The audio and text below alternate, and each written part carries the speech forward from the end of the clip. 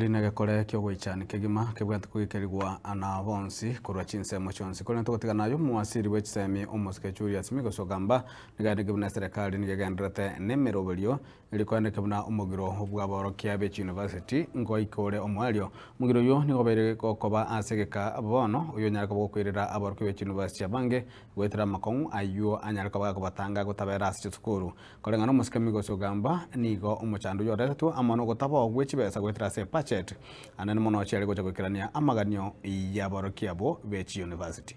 It is not true that the government has made a promissory note which they have not met so far as we speak today. And we've shown goodwill by virtue of the fact that we've paid those arrears consistently to ensure that we bring the unions and the funds up to date. Because again, issues of the CBAs that are paid in arrears bring financial challenges because of budgetary limitations. Because now we have not budgeted for that figure, we have to look for it. But if we negotiate early, we have the figures early, then we factor them into the budget forward looking. That's where we are. Governments operate on budgets. We factor the figures, the amounts that are due into the budget of the ministry.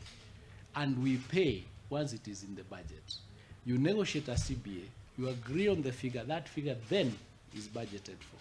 What we are dealing with here is a 2017-2021 CBA, which had not been agreed the figure and therefore was not budgeted for in this ministry for financial year 25-26.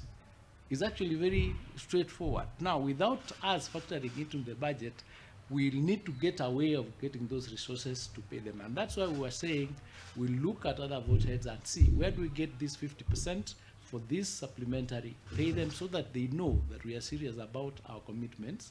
Then we factor the balance into the financial year 26-27, which then gets paid.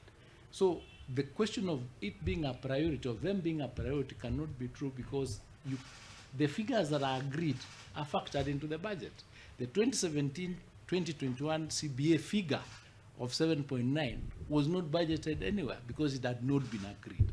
And you realize they were talking about 7.9, the government was talking about 624. When they did the verification, it came to 7.7. So there was an issue of what figure is payable. And once the government confirmed that this is the figure payable, we did not shy away. We came forward and said, can we settle this in 2 installments?